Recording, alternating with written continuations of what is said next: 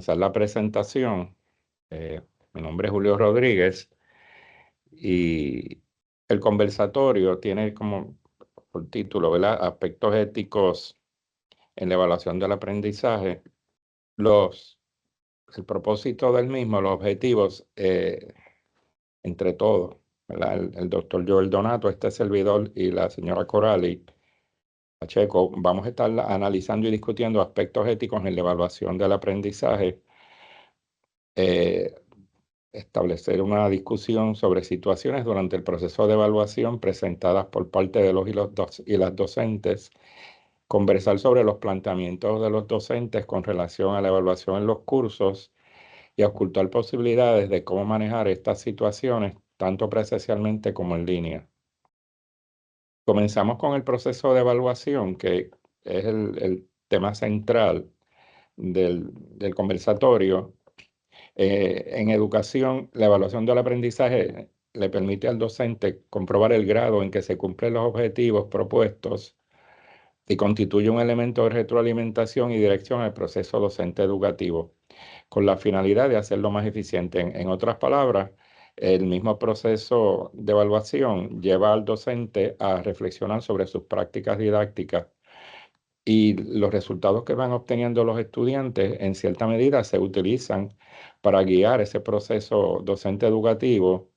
En el caso en que veamos que no está ocurriendo lo que esperábamos, vemos que los estudiantes no están adquiriendo los conocimientos como nosotros esperamos, pues tratar de hacer los ajustes al proceso didáctico. La formulación de esos juicios de valor descansa en cómo se interpreten esos resultados, ¿verdad? A la luz de los criterios establecidos previamente, usualmente en los prontuarios.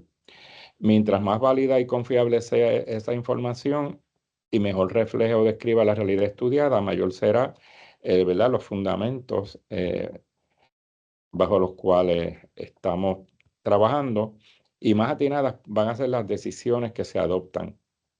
Así que por eso el proceso de evaluación tiene que ser uno formativo, debe ser permanente y sistemático. Los principios éticos en la evaluación del aprendizaje son unas reflexiones abstractas sobre cómo debemos actuar, de tal modo que nos guían y nos ayudan a orientar estas acciones, especificando las prácticas adecuadas en la evaluación estudiantil. Voy a estar presentando estos principios de acuerdo a la literatura y me estoy centrando específicamente en el texto de evaluación estudiantil de las doctoras María Medina y Ada Verdejo. Al evaluar, nos debemos formular unas preguntas. O sea, el docente se guía por unas preguntas cuando evalúa. Primero, ¿cómo los vamos a evaluar? Nosotros, ¿verdad?, proponemos unos esquemas de evaluación en nuestros prontuarios, los cuales debemos compartir con los estudiantes esencialmente al inicio del curso, cuando presentamos el prontuario o los sílabos. La próxima pregunta es ético, el sentido o la finalidad que le damos a la evaluación. Somos éticos, o sea, actuamos con valores éticos cuando evaluamos a nuestros estudiantes. ¿Y cómo debería ser una evaluación auténticamente ética en el proceso de enseñanza y aprendizaje? Pues a la luz de estas preguntas vamos a estar centrando esta presentación. Se han identificado 6 principios éticos fundamentales en la evaluación. Pueden haber más, pero estos son los esenciales que las doctoras Medina y Verdejo identifican en su texto. El principio ético de beneficencia, el de no maleficencia, el de autonomía, el principio ético de justicia, el de privacidad e integridad. Vamos a presentarles cada uno de ellos y a definirlo. El principio ético de beneficencia lo que presenta es que lo que se practica en la evaluación debe redundar en el bienestar de los estudiantes. Nuestras prácticas evaluativas se deben utilizar para mejorar el aprovechamiento de los estudiantes. De ahí que el docente, a la luz de la información que recopila y analiza, debe reflexionar sobre las prácticas evaluativas a la luz de esas evidencias que se dan ¿verdad?, a través de las distintas actividades de evaluación que utiliza, ya sean pruebas, ya sean presentaciones orales, ya sean proyectos, cualquiera que sea el instrumento que utilice o la actividad que utilice para recopilar información.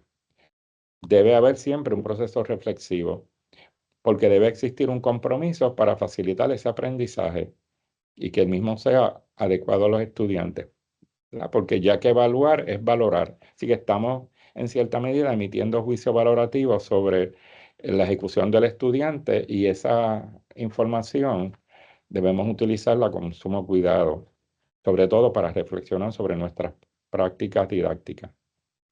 El segundo principio es el principio de no maleficencia, ya que las prácticas evaluativas no se pueden utilizar para hacer daño, debido a que muchas acciones evaluativas pueden tener efectos traumáticos permanentes en los estudiantes.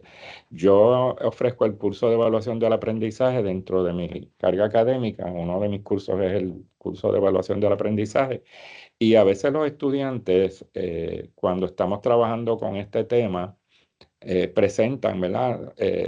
Dan testimonio de cómo algunas prácticas evaluativas de sus maestros, ya fuera en las escuelas públicas o privadas de las que vienen, o incluso en la universidad, los han afectado psicológicamente, les han causado trauma. Así que no estamos ¿verdad? Para causar trauma. El proceso evaluativo no se puede utilizar para hacer daño.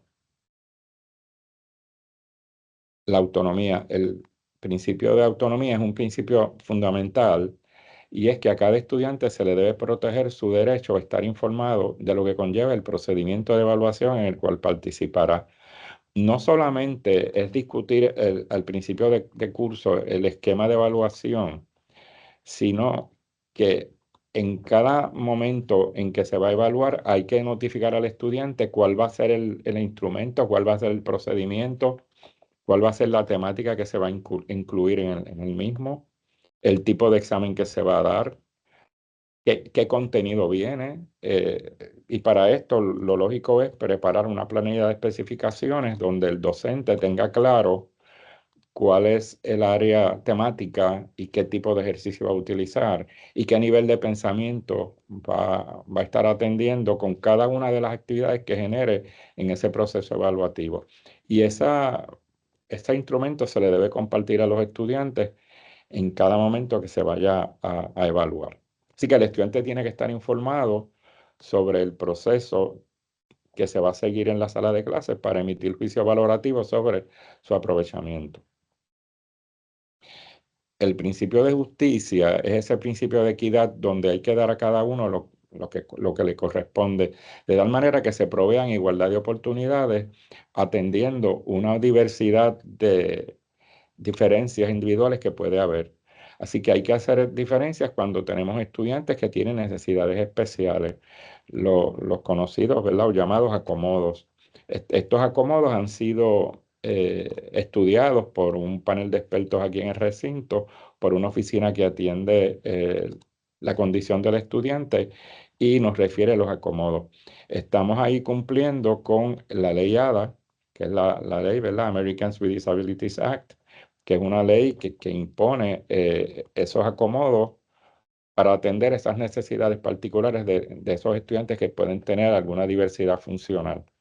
Así que ese principio debe estar bien claro, sobre todo cuando construimos pruebas, desarrollamos pruebas, ¿verdad? Le ponemos un límite de tiempo, pues hay que considerar a esos estudiantes que requieren tiempo adicional para poder cumplir con sus obligaciones, ¿verdad? En el proceso evaluativo. El principio de privacidad es el principio que atiende el derecho que tienen esos estudiantes de que sus expedientes académicos y cualquier otro material relacionado con su evaluación y progreso académico no sea del dominio público. En, eh, Esto es atendiendo una ley federal, que es la ley FERPA, ¿verdad? A través de la enmienda Buckley que se estableció que las madres y los padres tienen el derecho a revisar los registros oficiales o expedientes de sus hijos e hijas y deben consentir para que la información recopilada se revele a otras personas. Una vez el estudiante cumple los 18 años, este derecho de consentir se transfiere con exclusividad al estudiante. Quiere decir que, por ejemplo, para darles un ejemplo sencillo, cuando nosotros en un curso presencial vamos a entregar los resultados de una evaluación, tenemos que proteger ese puntaje que le dimos al estudiante de tal manera que sea privado. Así que no se pueden entregar notas por orden de cómo salieron los estudiantes, no se puede indicar, eh, ¿verdad? A viva voz que el estudiante tal sacó tal puntuación. Así que hay que tener mucho cuidado en cómo se divulga la información del estudiante en ese examen porque está protegida por ley.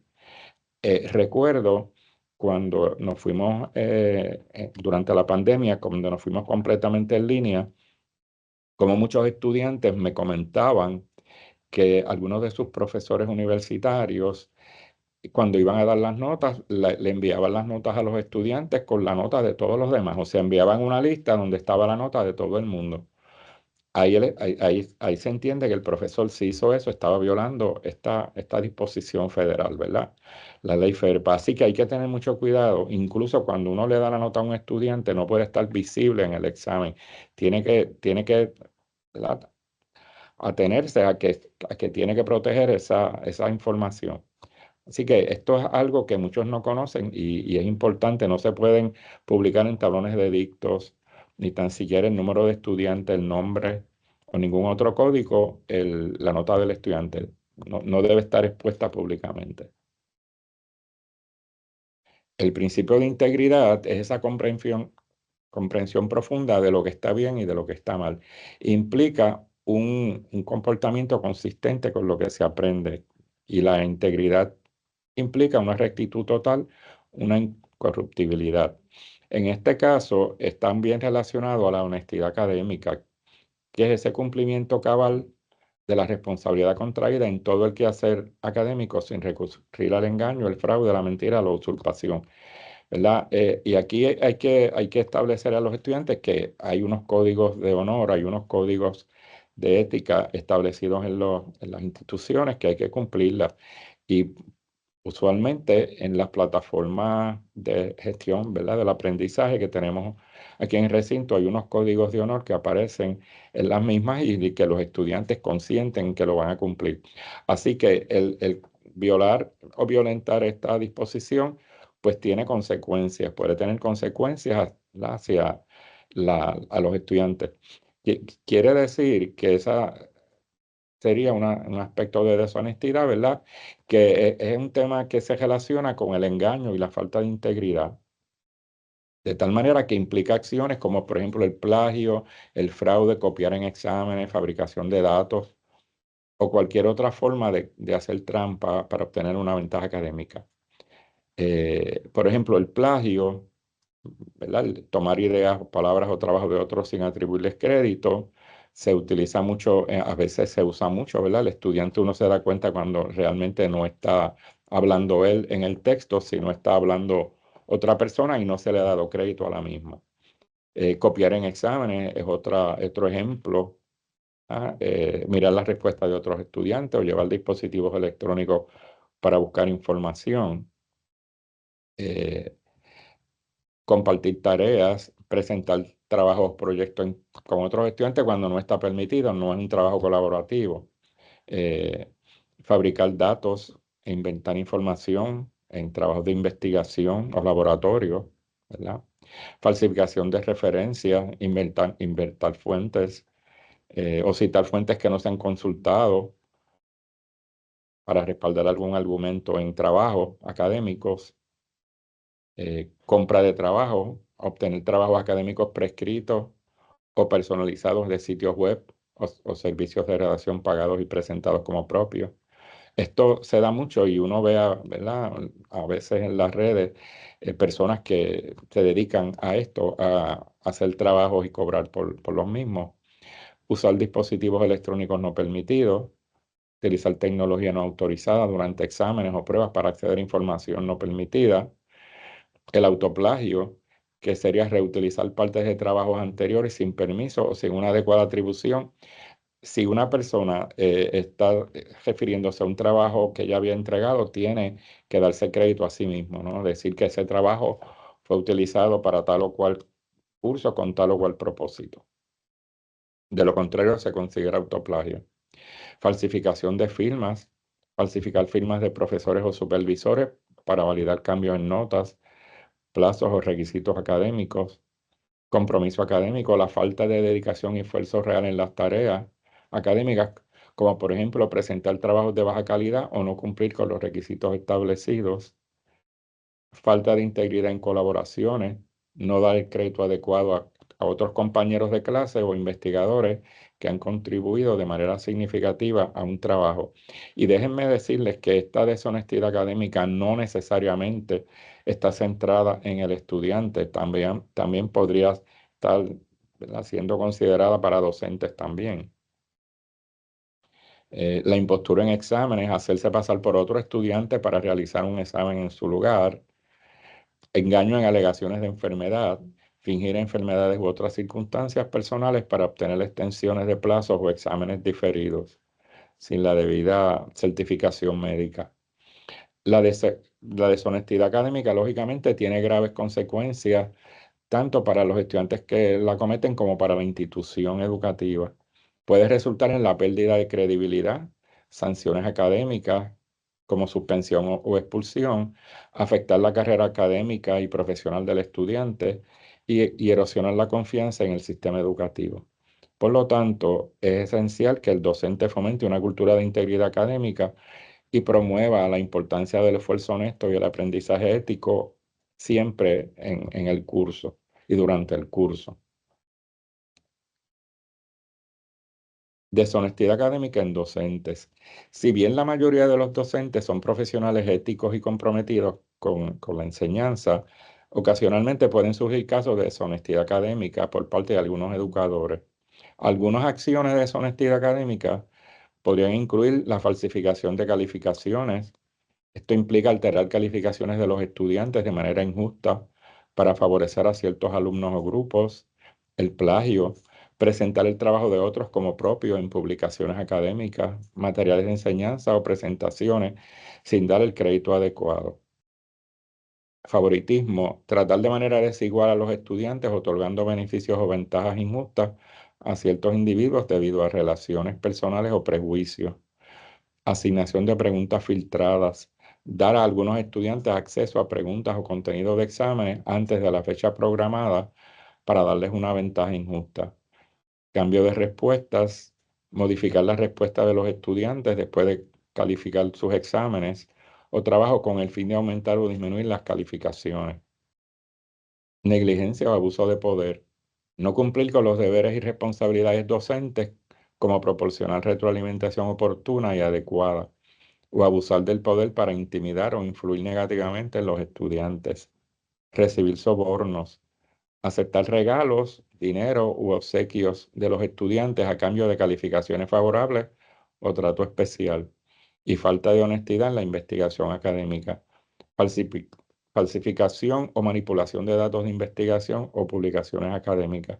Y ustedes pensarían, esto no se da mucho. Bueno, es cierto, no se da mucho, pero ha habido casos, incluso en la universidad, donde ha ocurrido algunos de estos actos de deshonestidad académica por docentes y han sido documentados, ¿verdad? Tanto en la prensa como a nivel de las instituciones. Es importante tener en cuenta que estos casos de deshonestidad académica por parte de docentes son la excepción y no la norma. La gran mayoría de los educadores se esfuerzan por ser justos, imparciales y éticos en su labor educativa. Sin embargo, si los estudiantes o la comunidad educativa sospechan de algún comportamiento inapropiado, es crucial informar a las autoridades pertinentes para que se investigue adecuadamente y se tomen las medidas necesarias para preservar la integridad académica y la confianza en la institución educativa. Y ya ¿verdad?, en la Universidad de Puerto Rico ha habido varios casos documentados de docentes que han faltado a la ética académica y a la ética en la investigación, ¿verdad? Y fueron, pues, la persona se expuso a a las sanciones particulares que requiere ese caso. Así que ha ocurrido, ¿ok? Ha ocurrido. Pautas éticas para docentes. La ética en la evaluación es fundamental para mantener la integridad académica y asegurar que los estudiantes sean evaluados de manera justa y equitativa. Así que no todas las etapas del proceso de evaluación. Algunas pautas éticas importantes son las siguientes: imparcialidad y equidad. Hay que asegurarse de que todas las evaluaciones se realicen de manera imparcial y equitativa, sin favorecer ni discriminar a ningún estudiante, ya sea por razones personales, sociales o culturales. La transparencia. Los docentes deben comunicar claramente los criterios y estándares de evaluación antes de realizar cualquier evaluación. Aquí se está atendiendo el principio ético de autonomía. Los estudiantes deben saber qué se espera de ellos y cómo serán calificados. La confidencialidad. Fíjense que estamos hablando aquí de los aspectos éticos. Los resultados de las evaluaciones y cualquier información personal del estudiante deben mantenerse confidenciales y solo deben ser compartidos por las con las partes autorizadas, como el estudiante y las autoridades educativas correspondientes. La honestidad. Los docentes deben evaluar el trabajo de los estudiantes de manera honesta y objetiva, sin alterar intencionalmente las calificaciones para favorecer o perjudicar a nadie. Los docentes, para prevenir el plagio, deben tomar medidas para prevenir el mismo y fomentar la originalidad en el trabajo académico. Pueden utilizar herramientas de detección de plagio y proporcionar orientación clara sobre cómo citar y referenciar adecuadamente las fuentes. Algunas de estos aspectos ¿verdad? Van a ser considerados en este conversatorio por el doctor Luis Joel Donato y por la procuradora estudiantil, señora Corali Pacheco. La claridad en las instrucciones. Las instrucciones deben ser claras y comprensibles para los estudiantes. Cualquier ambigüedad debe ser aclarada para evitar malentendidos y asegurar que los estudiantes sepan qué se les pide exactamente. Sobre todo, contestar preguntas de interpretación muchas veces de una, ¿verdad? De una tarea antes de comenzar la misma. Porque a veces los estudiantes tienen dudas y el docente no le aclara. Se supone que sí, porque el concepto de autonomía, ¿verdad? Debe atender esa necesidad del estudiante de que se le explique qué es lo que se espera de la tarea. La retroalimentación debe ser constructiva. Esa retroalimentación que los estudiantes reciben debe ser significativa y constructiva para que comprendan sus fortalezas y áreas de mejorar.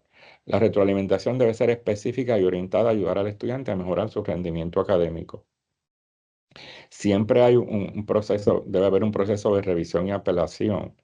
Se debe permitir que los estudiantes revisen sus exámenes o trabajos y tengan derecho a apelar las calificaciones si consideran que ha habido un error o injusticia en la misma. Así que, en la evaluación. Así que esto es importante que lo tengamos siempre presente como docentes. No discriminar. Los docentes no deben discriminar a los estudiantes por su género, raza, religión, orientación sexual u otras características personales. Todas las evaluaciones deben basarse únicamente en el mérito académico. Eso es lo que debe ser considerado, el mérito académico. Los docentes deben mantener altos estándares de integridad y ser un ejemplo a seguir para los estudiantes en términos de honestidad y ética.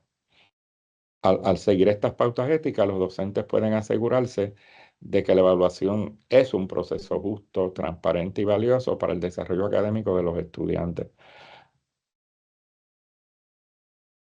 Y para llenar la copa, pues llegó ChatGPT, ¿verdad? Y esto es algo que nos está arropando y entonces tenemos que saber cómo vamos a atender este aspecto nuevo y novedoso que hace par de años llegó, ¿verdad? Y que los estudiantes conocen y lo pueden estar utilizando.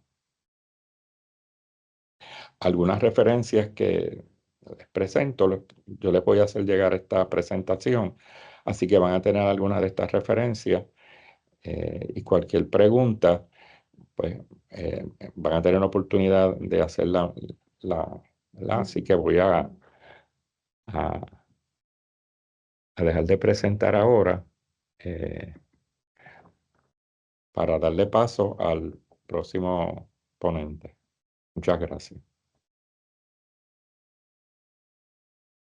Muchas gracias, Julio, por la presentación. Eh, pues un placer saludarles esta mañana. Mi nombre es Luis Joel Donato Jiménez, el director del Laboratorio de Computación de Apoyo a la Docencia. Voy a estar presentando eh, un poco expandiendo sobre los conceptos que presentó el colega Julio con ya más específico desde la perspectiva de nuestras clases y la modalidad en línea o la integración de las tecnologías a todo esto, ¿verdad? Así que espero que me estén escuchando. Voy a compartir pantalla.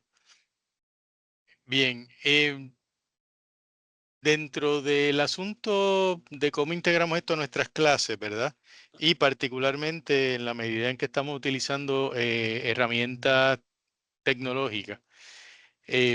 Llegó un momento dado, hace unos años atrás, que ¿verdad? Queríamos tener una idea más o menos clara y precisa de qué podíamos hacer para mantener el aspecto ético en nuestras clases, cuáles eran los procesos que el mismo sistema universitario nos provee, ¿verdad? Y para esto siempre habíamos contado con el reglamento de estudiantes, ¿verdad? Especialmente los artículos 2 y 6, la circular 17 y la del 8990 y la 56 de 2004 de la Oficina de Rector.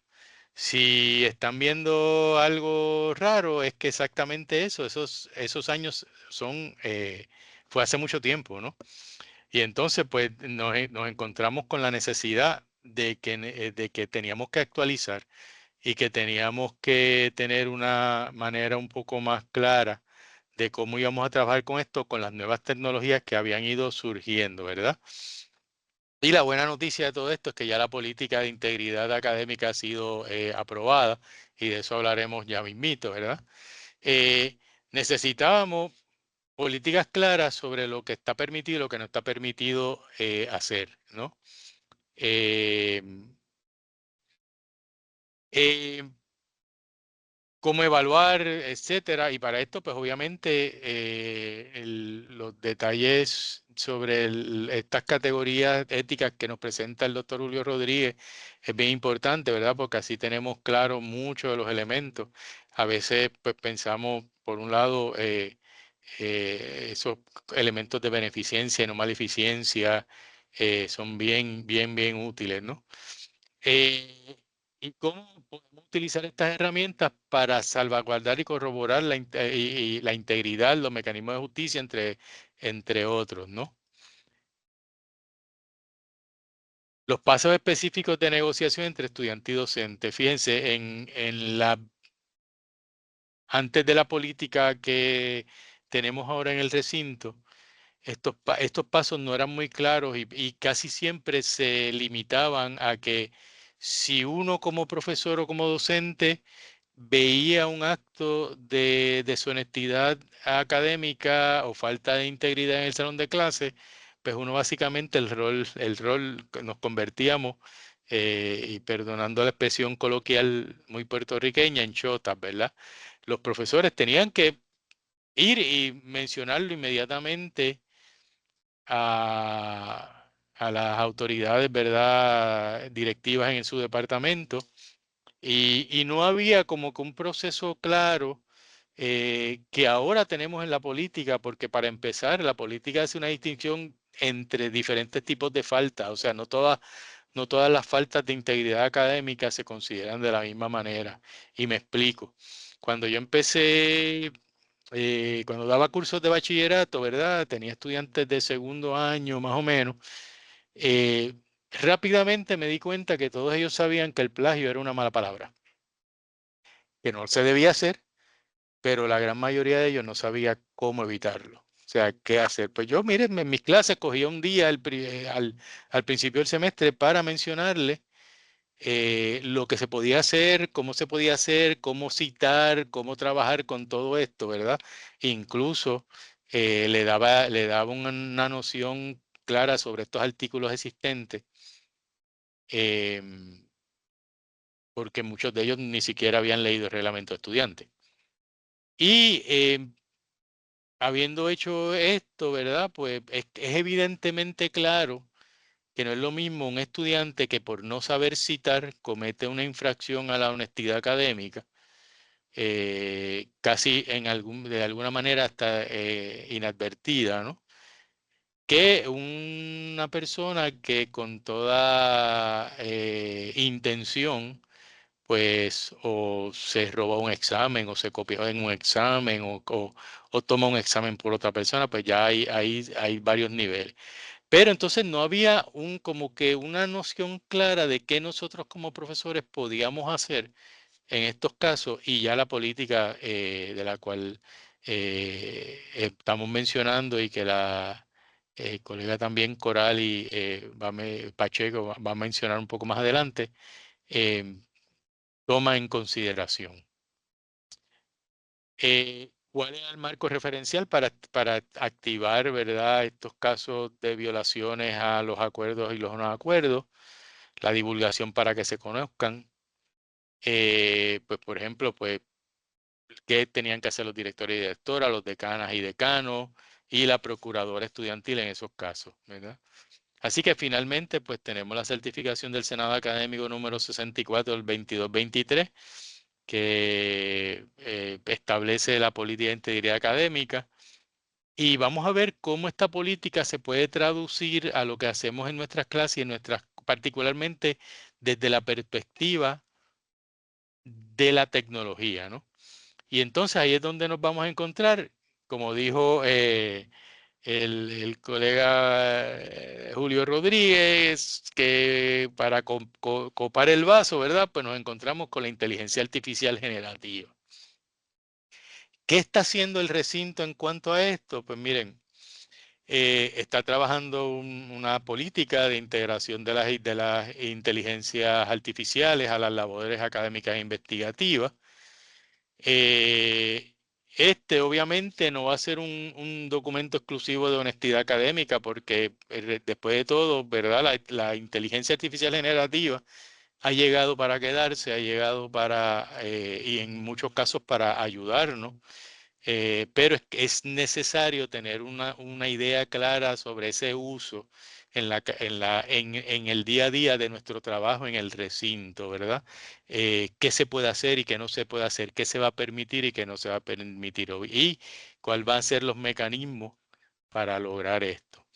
Fíjense que en ese sentido, este, por lo menos en mi planteamiento, es un deber institucional y más allá aún, yo lo considero un deber ético de la universidad, hoy que estamos hablando de ética, ¿verdad? Prepararnos nosotros como docentes y preparar a nuestros estudiantes para el uso adecuado de las inteligencias artificiales, ¿verdad? Y que esto se haga de manera ética y profesional. El simplemente ignorarlo, el simplemente incluso prohibirla, de todas maneras, para mí me parece que es una falta ética. Y de hecho es una falta de integridad porque después de todo, tan pronto nuestros estudiantes salgan de este recinto, van a enfrentarse al mundo laboral, la mayoría de ellos, y que se van a encontrar que en muchos casos le van a estar, si no se ve con buenos ojos, le van a estar exigiendo conocimiento sobre la inteligencia artificial generativa y por lo tanto debemos prepararnos y debemos prepararlos para eso, ¿verdad? Ya existe un comité institucional para integración y uso de la IA que ha hecho varias reuniones, ha hecho varios trabajos. Entre ellos hemos estado visitando las facultades y próximamente vamos a tener una reunión con el Consejo de Integridad Académica del recinto, reunión que llevamos un tiempito, ¿verdad?, tratando de lograr y la vamos a hacer ya en este próximo, el transcurso del próximo mes, ¿verdad? Para llegar a unos puntos de acuerdo y mirar, ¿verdad?, dónde estamos y cómo podemos integrar estas nociones a la política de integridad académica del recinto y a la misma vez, ¿verdad?, cómo entonces esa política nos va a ayudar a nosotros como comité institucional para integración y uso, para entonces establecer también esa política de uso de las inteligencias artificiales. También hace par de semanas tuvimos la primera jornada de inteligencia artificial en todo el recinto, tuvimos 40 y tantas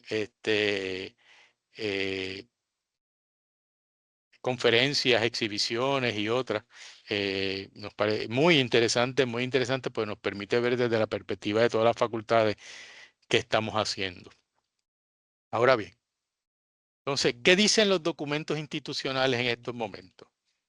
Pues el primero no tiene mucho que ver con el asunto de integridad académica de parte de los estudiantes, pero sí, quizás el concepto de autonomía, donde se dice que los profesores van a utilizar técnicas e instrumentos adecuados para evaluar el aprendizaje estudiantil y proveer retroalimentación oportuna al respecto.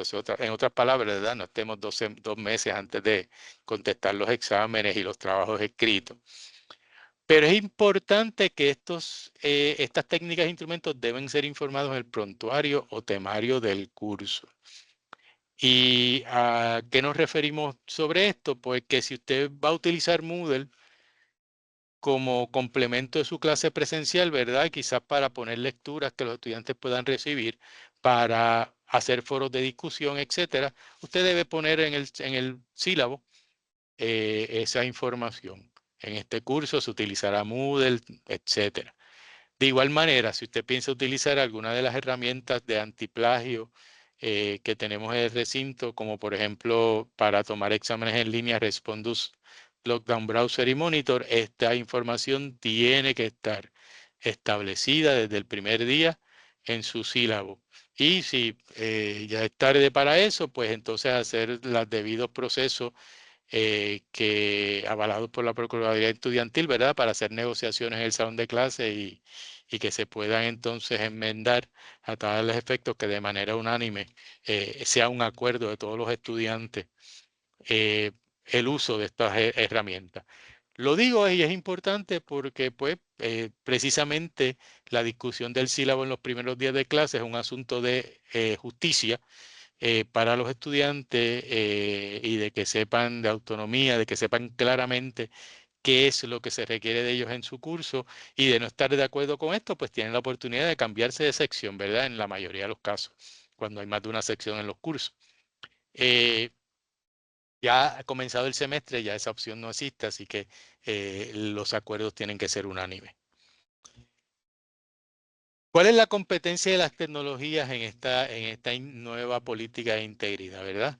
Primero que nada, como bien mencionó el doctor Rodríguez, en Moodle, que tiene un espacio en línea para todos los cursos ofrecidos en el recinto, sean estos en línea o sean presenciales, no importa, el espacio está disponible para su uso competente.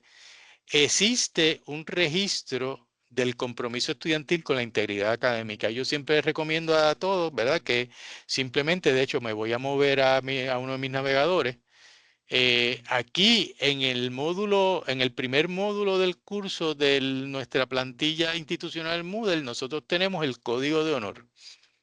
Yo les recomiendo a todo docente que que le diga a los estudiantes que tienen que ir al código de honor. Es un código sencillo, ¿verdad?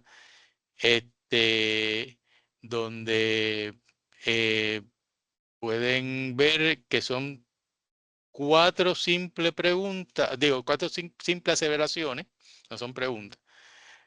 Yo solo accederé a mi cuenta, mis contestaciones en las pruebas cortas serán producto de mi esfuerzo, no haré disponible a nadie las contestaciones, no me involucré en ninguna otra actividad que deshonestamente mejore los resultados de mi trabajo o dañe los resultados de los otros, ¿verdad?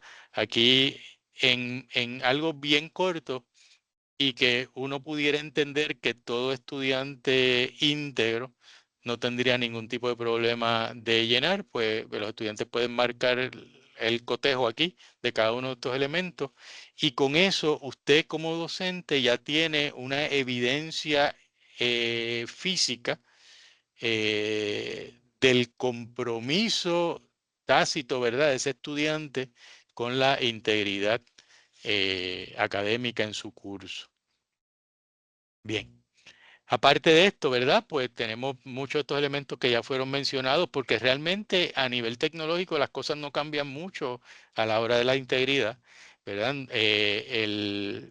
La política establece la colaboración no permitida o sin autorización, la complicidad, por ejemplo, tomar una prueba por otra persona, copiarse un examen, hacer plagio cibernético o ciberplagio. Y para eso, ¿verdad? También nosotros pudiéramos hacer uso de herramientas antiplagio, de las cuales vamos a hablar en unos momentos. Y finalmente hacer trampa en las distintas modalidades de curso a distancia o plataforma. Uno pudiera entender que tan pronto haya una noción clara de lo que vamos a permitir y no vamos a permitir en nuestros cursos a los estudiantes, cosas que ya muchos profesores tienen establecido en sus sílabos y lo trabajan con los estudiantes del primer día. Es decir, mira, usted puede utilizar la inteligencia artificial generativa de esta forma, pero no de esta otra forma. Pues si el estudiante, aunque la política, ¿verdad?, previo a esta explosión de las inteligencias artificiales generativas, ya con este planteamiento en la sección 6, el número K, o letra K, ¿verdad? Hacer trampa en las distintas modalidades, se está cubriendo el hecho del uso indebido en el salón de clase de estas inteligencias. Ahora, ¿qué herramientas nosotros tenemos para trabajar con todo esto? Pues obviamente, pues antes de las inteligencias artificiales generativas, usábamos mucho de manera muy artesanal los motores de búsqueda, ¿verdad? Tan pronto un planteamiento de un estudiante en un trabajo escrito nos parecía algo extraño o familiar incluso, yo como que he leído eso en otro lugar, pues usábamos Google, DuckDuckGo y otras herramientas de búsqueda, Yahoo, etcétera, para tratar de hacer un pareo, ¿verdad? Del escrito con lo que apareciera en línea. Tenemos herramientas de antiplagio. En estos momentos el recinto no tiene suscrita ninguna de estas. De hecho, estas herramientas se están modificando en estos precisos momentos por el hecho de que ya uno de los principales retos que tenemos en la academia no es tanto el plagio tradicional como lo veíamos anteriormente, sino que ahora el uso de inteligencias artificiales generativas no es necesariamente un plagio porque es una generación nueva. No es algo que yo me copié necesariamente de algo existente previo, sino que se generó en el momento, pero claro está, el uso de estas plataformas sin su debido reconocimiento por parte del estudiante, pues es cierta forma de copia indebida. Pero para aquellos casos que todavía son eficientes, ¿verdad? Nosotros tenemos herramientas que ya incluso tratan de establecer si un texto fue generado por las inteligencias artificiales generativas, como GPT-0Me, ¿verdad? Y hay un artículo de la BBC que incluyo en este documento que pueden ir para ver varios de estas herramientas que tratan de establecer si hay generación de inteligencia artificial. Este enlace fue provisto, ¿verdad? Y hago referencia al profesor Noé García y le doy las gracias por el mismo, ¿no? Herramientas comerciales como Turnitin y Original. De hecho, Turnitin compró Original, así que ahora mismo entendemos que es una sola compañía. Sin embargo, aquí hay un listado bien largo, ¿verdad? De herramientas que muchas de ellas son gratuitas hasta cierto punto y que si usted desea, pues puede analizarla y ver cuál es la que mejor se ajusta a sus necesidades y poder utilizarla. Hay un artículo de hace 1 o 2 años atrás de e-learning industry sobre las herramientas gratuitas, las 10 mejores herramientas gratuitas para detectar plagio. También se lo incluyo por acá. Entonces, esas son las herramientas de antiplagio. Las otras opciones son el uso del proctoring en términos de nuestros exámenes en línea, por ejemplo. Para eso, el recinto cuenta en la plataforma Moodle con Respondus Lockdown Browser y Respondus Monitor. Como mencioné, estas herramientas deben estar establecidas el primer día de clase en el sílabo y le permiten a usted poner, que poner uno de sus exámenes en Moodle que se va a ofrecer a través de la plataforma, de tal manera que el estudiante tenga que utilizar este navegador. Respondus Lockdown Browser es un browser, es un navegador. como Safari, como Chrome, como Firefox. Eh, que este navegador tiene una función especializada porque tan pronto se abre, bloquea el acceso a cualquier otro lugar de la computadora del estudiante, y entonces pues el estudiante no puede ir desde la computadora en que está tomando el examen, no puede ir a ChatGPT, no puede ir a Moodle, no puede ir a la lectura que tiene en PDF en su computadora, no puede buscar un documento de Word, no puede ir a Google, no puede ir a Internet a buscar, simplemente te está bloqueado para trabajar dentro del examen. Por el contrario, sabemos, ¿verdad? Entonces que tenemos las herramientas que tratan de pasar por encima de todo esto. Sabemos que durante toda la historia han existido, aún cuando no habían computadoras, han existido las fábricas de escritos, ¿verdad? Instituciones, personas, tecnologías que ofrecen trabajo enlatado a los estudiantes, que no vamos a mencionar ninguna de las mismas. Y claro, también tenemos hoy en día pues un reto con los escritos que son generados por los estudiantes en ChatGPT.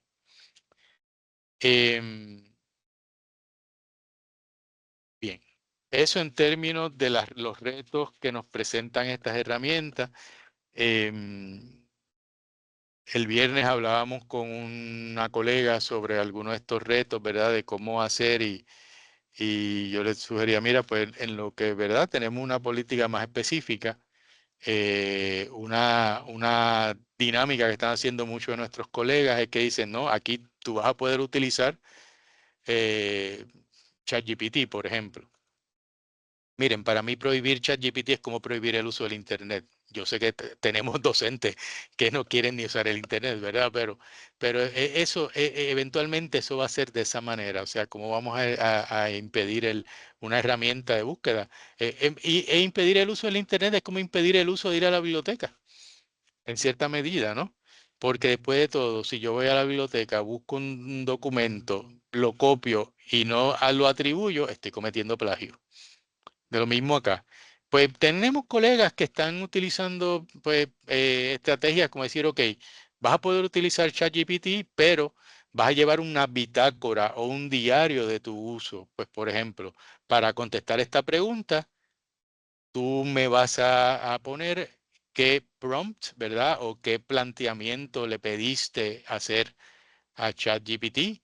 ¿Cómo tuviste que modificar ese planteamiento cuando te diste cuenta que lo que te contestó ChatGPT o era incorrecto o era limitado o no era todo lo que tú estabas buscando o no era universitario, ¿verdad? Y ahí entonces estamos activando el pensamiento crítico con nuestros estudiantes. Este, y eso es parte del trabajo que se entrega, ¿verdad? Esta bitácora de uso de estas herramientas.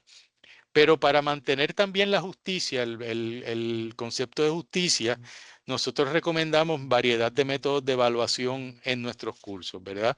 ¿Por qué? Porque muchos estudiantes deciden es que yo soy malo en los exámenes o yo soy malo en los trabajos escritos. Pues le damos alternativas, ¿verdad? Esto requiere, ¿verdad? Como mencionamos, una presencia activa de los docentes, una evaluación puntual. Y Moodle ofrece un montón de alternativas para esto, ¿verdad? Las tareas o asignaciones, yo no permito que nadie me entregue nada que no sea en línea, ¿verdad? Yo no acepto, hace muchísimos años, yo no acepto trabajo eh, por email, porque el email no me da a mí ninguna opción de registro, no me da ninguna opción de evidencia para el estudiante de que realmente se envió, etcétera. Así que me vas a entregar una tarea escrita por Moodle te va a dar un registro, te va a dar eh, eh, un documento que tú puedes evidenciar que lo entregaste cuando lo entregaste, a pesar de que yo lo reciba o no lo reciba. Incluso si hubo algún problema en esa entrega, se puede trabajar. Se puede hacer actividades para crear bases de datos, foros de discusión. El viernes también conversaba con otra colega sobre el problema que tenemos a veces de estudiantes que no quieren discutir en clase, no quieren integrarse. Y yo le decía, mira, a mí me ha funcionado muy bien los foros de discusión. Yo hago un foro de discusión en línea, que ha sido excelente, los estudiantes van y de momento empiezo a escuchar esa voz interna de estos estudiantes que siempre están callados en el salón, porque por alguna razón de la dinámica del foro de discusión en línea, pues liberan su creatividad, eliminan su miedo a hablar en clase o la razón por la cual fuera, ¿verdad? Y encuentro que tienen mucho que aportar, mucho que aportarle a los compañeros, pero lo hacen, pero de alguna manera, pues ese les libera a hablar, en este caso escribir, ¿verdad? Y a poder oírlos por primera vez, a poder reconocerlos y conocerlos más, ¿no? Y a veces, entonces, invertir esta práctica, decir, ok, ya discutimos en línea, pues vamos a discutir un poco más en el salón. Uno puede quizás ir abriendo los espacios porque ya el estudiante ha perdido ese miedo de discutir sobre ese tema, ya lo ha analizado, lo ha trabajado, y quizás entonces es una apertura para que se animen, ¿verdad?, a trabajar en el salón de clase. Se pueden hacer glosarios donde se trabajan tópicos particulares en el curso y cada vez que el estudiante va a Moodle y pone el cursor encima de un texto, ese texto presenta su definición.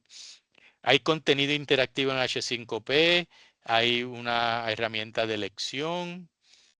Tenemos adicionalmente los quiz que ya conocemos o los exámenes que en español Moodle le llama cuestionario. Trabajos colaborativos como Wikipedia, pero nosotros tenemos esa forma de hacer trabajo colaborativo en un wiki en Moodle. Podemos 3, 4 estudiantes a desarrollar un término y trabajarlo como si fuera un Wikipedia. Un taller que es trabajo, no solamente puede ser trabajo colaborativo, sino que en este caso es evaluación por pares. El taller es un ejercicio que permite a los otros estudiantes evaluar a sus colegas y darle la nota que va a tener en ese trabajo en la clase. Moodle, utilizando herramientas también de inteligencia artificial, pues reconoce y le da puntuación de acuerdo a las particularidades que han hecho los estudiantes. El módulo de asistencia, ¿verdad? Otra forma de evaluar aquí. Así que tiene muchas opciones, ¿verdad? Para hacer una variedad de métodos de evaluación para equiparar a través de todo el espectro, ¿verdad? De las posibles evaluaciones y de alguna manera, pues, trabajar un poco con el asunto de la justicia. ¿Cuáles son algunas de las estrategias para contrarrestar la deshonestidad académica? Y no tomé el tiempo que empecé, no sé cuánto me queda, pero me callan si me estoy pasando. Eso ya es lo último, ¿no? Eh, Primero que nada, como docentes tenemos que reconocer que el intento de deshonestidad académica es algo que siempre ha existido. Y de hecho, hay estudios que establecen que la deshonestidad académica no es más prevalente ahora que cuando era tradicional presencial, sino que toma otras formas. Pero en ese sentido, pues mira, nosotros pues tenemos que relajarnos un poco, ¿verdad? Como yo pongo ahí, quizás muchos de ustedes no saben ni lo que es un estarcido, pero aquellos que uno, dos, tres pedacitos de pelo se nos han caído, pues nos acordamos de lo que era y desde ese momento, o sea, desde cuántos cuentos quizás no escuchamos. Así que lo que hay que hacer es, de igual manera que las herramientas han cambiado, pues vamos a cambiar las herramientas para detectar esto y para ayudarnos, ¿no? Por asuntos de privacidad, ninguna persona ajena al curso puede estar matriculado en el mismo. Esto yo lo menciono mucho porque a veces no es lo mismo cuando una persona iba de oyente a un curso, pero de oyente no oficial, porque el recinto tiene una matrícula de oyente que es oficial. Entonces en los cursos en línea se nos presenta un problemita porque una persona no autorizada está en el curso pudiera tener acceso a información privilegiada de los demás estudiantes. Y eso es un asunto de privacidad, es un asunto legal que tenemos que trabajar. Recordarle a los estudiantes el compromiso con la integridad académica que ya les mostré. Hay muchas cosas que en Moodle hay un registro que lleva todos los pasos, o casi todos, ¿verdad? Que los estudiantes hacen desde que entran a la plataforma. Así que explíquele eso también a los estudiantes para que sepan, mira, me dices que no pudiste entrar al examen, pero es que Moodle me dice que tú nunca entraste al curso ese día, ¿verdad? Pues todos esos elementos están ahí. Haga disponibles las reglamentaciones que hemos mencionado. Hay recursos y talleres en la biblioteca y el Centro para la Excelencia Académica como este, ¿verdad? Que enseñan sobre los asuntos éticos. Y ahí, por ejemplo, para citar correctamente, para evitar el plagio más tradicional, ¿no? Utilice herramientas como Respondo Lockdown Browser, ya hablamos de eso. Cree preguntas que requieran pensamiento complejo y no sean fáciles de encontrar en búsqueda cibernética. Y cree preguntas que están aplicadas a nuestro contexto para que tampoco sean muy fáciles de contestar por ChatGPT. Eso es estas herramientas, en cierta manera y a la larga, nos están obligando a hacer lo que hace muchos años estábamos hablando, ¿verdad? Creo que el primero que estableció todo esto fue Paulo Freire. Tenemos que cambiar nuestras formas de evaluación para que, y al hacerlo, a cambiar nuestras metodologías, vamos a ver que muchos de estos problemas quedan atrás porque entonces sí esas herramientas son herramientas para ayudarnos, pero no para crear todo lo que tenemos que hacer. En los exámenes puede hacer preguntas de creación y aplicación más que de la famosa botella, como hablábamos antes, de memoria, ¿no? Nosotros le pedimos que a los estudiantes, si tienen algún problema de conexión en un examen, que se comuniquen lo más temprano posible con nosotros para poder atender la situación. No es lo mismo que nosotros sepamos inmediatamente empieza un examen que un estudiante nos llame y dice, mira, se me cayó el internet. Que cuando un estudiante se comunica con nosotros al otro día para decirnos, mira, ayer yo fui al examen, pero no pude entrar. Me tienes que dar el examen ahora. Es que yo no tengo evidencia de eso, así que por favor necesitamos una evidencia. Si estás teniendo problemas con la conexión para tomar el examen, déjanoslo saber inmediatamente. Limitar el tiempo ventana para tomar el examen, ¿verdad? Pues de tal forma que la mayoría de los estudiantes lo tomen a la vez. Mostrar las preguntas una a la vez y no el examen completo en una sola página.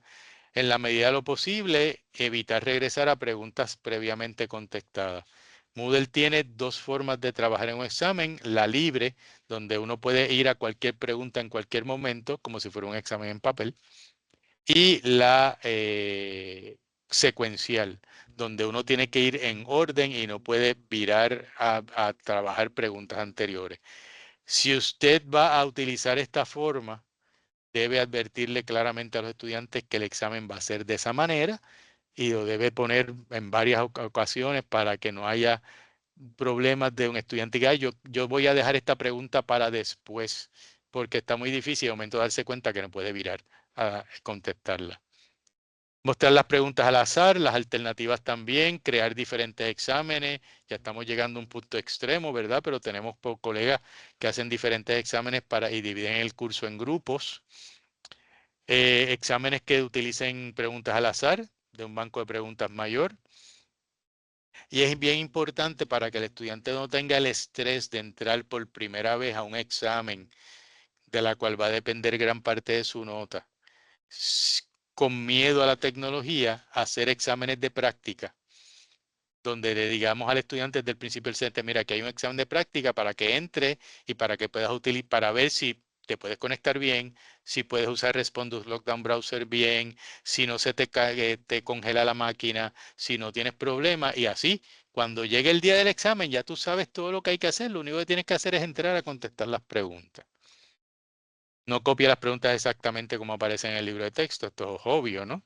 No muestre los resultados hasta que la ventana del examen haya cerrado, ¿verdad? Son opciones que también tenemos en Moodle.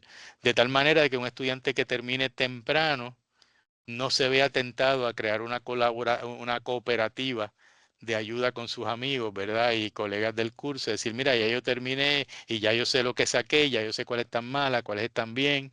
Así que no, en este caso, pues tiene que esperar que todo el mundo termine para ver sus resultados. En trabajos escritos, reserva el derecho de comunicarse con el estudiante en vivo y hacer preguntas sobre sus contestaciones si existe dudas razonables sobre el trabajo. Esto lo están haciendo muchos colegas también hoy en día. Finalmente, quiero darles un ejemplo para que tengamos mucho cuidado con las herramientas que utilizamos para cuestionar a nuestros estudiantes. Es muy difícil con la inteligencia artificial generativa saber claramente cuando un estudiante la utilizó y todo el trabajo parte de ahí y cuando no. Y les voy a dar un ejemplo. Por eso es que es muy importante tener mucho cuidado en las acusaciones que hacemos. Una colega que presentó en la jornada, en la sesión del teatro de la jornada de inteligencia artificial, la colega Joana Martínez, presentó un ejemplo bien claro. Ella tomó su disertación hecha hace muchos años cuando nada de estas cosas existían, se la alimentó a una de estas herramientas y le preguntó, bueno, ¿esto fue generado por inteligencia artificial o no? El resultado fue que le dijo que muy probablemente había sido generado por inteligencia artificial. Cuando obviamente ella fue la autora, no utilizó inteligencia artificial, no utilizó ninguna de estas herramientas, la tesis fue de hace años atrás, ¿no? Así que mucho cuidado al utilizar las herramientas antiplagio y las herramientas así que tratan de analizar. Quizás pues mejor es integrar estos trabajos de inteligencia artificial a nuestra labor docente, cambiar un poco nuestras metodologías y así utilizarlos como una herramienta más que bastante útil es. Para que tengan una idea, un profesor en la semana pasada hizo un examen donde tenía que hacer combinaciones de dos preguntas. No sabía ni por dónde empezar y dijo, pues está bien. Se fue a ChatGPT, dice, ChatGPT, cógeme estas 30 preguntas y hazla en pares de combinación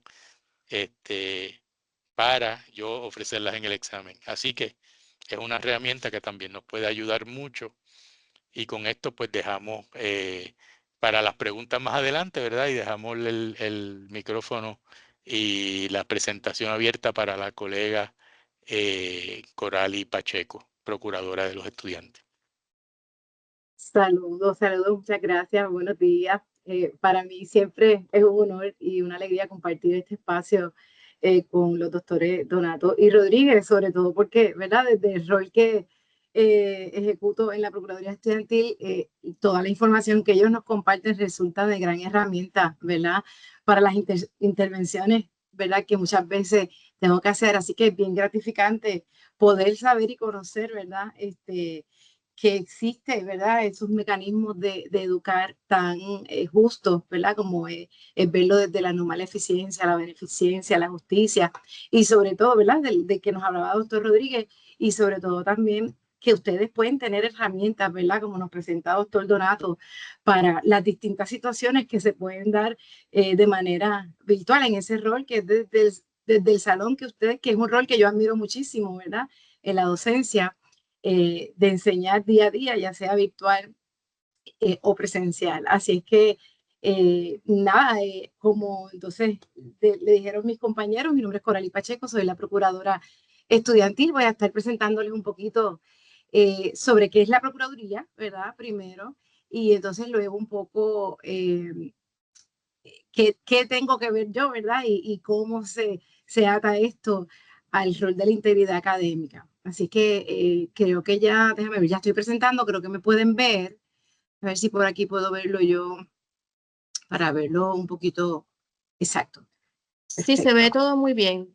Ok, chévere. Muy bien. Pues muchas gracias, muchas gracias. Así es que, nada, un poquito, ¿qué es la Procuraduría Estudiantil? Bueno, nuestra institución está comprometida con el diálogo, la comunicación y la mediación como esos instrumentos fundamentales, ¿verdad?, para la convivencia universitaria. Así que siempre creyendo, ¿verdad?, en que todos tenemos derecho a estar en un ente de paz, libre de violencia. Así es que la Junta de Gobierno tiene su certificación, que es la 119-2014-2015, y de esta manera afirma como política institucional que todas las unidades del sistema universitario, ¿verdad?, van a ofrecer servicios de procuraduría estudiantil. Así es que en esa dirección todos los recintos tienen un procurador o una procuradora que tiene como rol, ¿verdad?, servir de ente neutral para procurar la justicia y la equidad en las situaciones que se presentan a nuestra atención y siempre utilizando mecanismos, ¿verdad? Como mediación, intercesión y orientación. Y esto es para todos, ¿verdad? Los miembros de la comunidad universitaria. Con eso les dejo saber que exactamente atendemos a todo el mundo siempre que involucre la situación que se presente a un estudiante, ¿verdad? Así es que nuestro rol desde la mediación, fuera de ser algo pues punitivo ni adjudicativo, que no lo somos, estamos paralelos a los procesos reglamentarios, ¿verdad? Nuestro rol un poco es orientar sí sobre, según la situación que se presente, cuál es la reglamentación que atiende esos derechos y deberes según esa situación. Así es que ejemplos de situaciones así rapidito para que lo puedan ver, bueno, pues desde revisión de calificaciones, situaciones administrativas, ya ustedes saben, asistencia económica, registraduría, etcétera, ¿verdad? Mediación de conflictos cuando las partes así lo requieren, porque no siempre, ¿verdad? Se puede hacer. Siempre la consultoría informal, que de igual forma estamos aquí para atender a la comunidad estudiantil, pero también a ustedes como docentes, a los decanos, para asegurarse, ¿verdad?, que los procesos y las decisiones para atender las situaciones son situaciones que realmente cumplen con la reglamentación desde la justicia, ¿verdad?, y la equidad. Hacemos talleres, charlas generales, colaboramos también con medidas cautelares, ¿verdad?, con título 9, que es la ley federal que atiende todo lo que tiene que ver discriminación por género, situaciones de violencia, situaciones de discriminación por raza, color, y, ¿verdad?, y entre otras cosas, la deshonestidad académica, ¿verdad?, que es lo que nos trae aquí hoy. Así que un poquito para que tengan un ejemplo, qué cositas a veces recibimos en la Procuraduría Estudiantil, ¿verdad? Sin entrar en detalles, de manera muy general, ¿verdad? Que pudieran verse como alegada deshonestidad académica, porque pues un poco aclarando que la Procuraduría no está en el rol de adjudicar, pero sí, ¿verdad?, de atender, de ser facilitadores siempre que las partes lo quieran, de orientar sobre la reglamentación y la certificación que nos estaba hablando doctor Donato. Y entonces, bueno, desde ese rol, pues hemos recibido pues alegaciones de deshonestidad académica en términos de, pues a nivel administrativo, situaciones de información que a lo mejor algún empleado docente, no docente le ha podido dar, qué sé yo, a un papá cuando ya era estudiante, no es mayor de edad, ¿verdad? Como nos estaba diciendo el doctor Rodríguez, mayor de los 18 años, a veces, por poner un ejemplo, por situaciones de pensiones, pues a lo mejor papá y mamá quieren asegurarse de que el estudiante está cumpliendo, así que han ocurrido situaciones que se le ha dado información a mamá y a papá sobre, por ejemplo, las notas que lleva el estudiante, etcétera. Así que eso es parte, ¿verdad?, de situaciones que implican un incumplimiento, ¿verdad?, con la integridad académica. Hemos recibido situaciones muchas veces de eso mismo, que los trabajos que tienen que ser individual, ¿verdad?, se hacen como grupal. Es una de las situaciones que muchas veces por desconocimiento, lo vamos a ver un poquito más adelante, pues siempre a lo mejor desde la escuela, yo siempre me pongo como ejemplo en la escuela de Andrea, me la hace muchos años, yo espero que todo esto haya cambiado, pero sí ha pasado que a veces estamos acostumbrados a trabajar en grupo, aunque sea algo que haya que entregar, ¿verdad?, individual, pero pues la realidad es que si es individual, así que siempre mi recomendación, ¿verdad?, a los docentes es especificarlo, aunque usted entienda que es obvio, siempre especificarlo, ¿verdad? Eso puede ayudar muchísimo a dirigir, ¿verdad?, nuestra comunidad estudiantil a que vayan un poco entendiendo y visualizando qué pudiese ser deshonestidad académica. Hemos recibido, pues, siempre lo de copiarse en los exámenes, las famosas droguitas, todavía puede darse.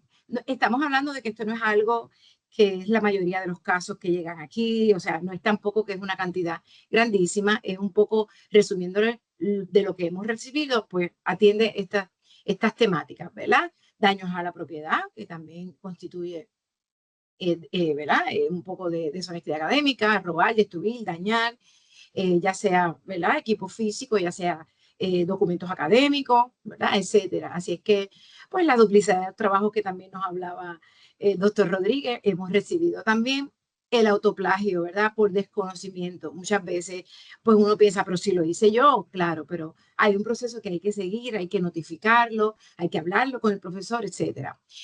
Y también, pues, omisión de información, donde no se menciona, ¿verdad?, la persona fuente. Esto desde publicaciones por internet, hasta presentaciones que se han dado donde se utilizan resultados, ¿verdad?, de otras personas, de otras investigaciones y no se han dado, ¿verdad?, no se ha mencionado las personas o las fuentes de donde salió esa información.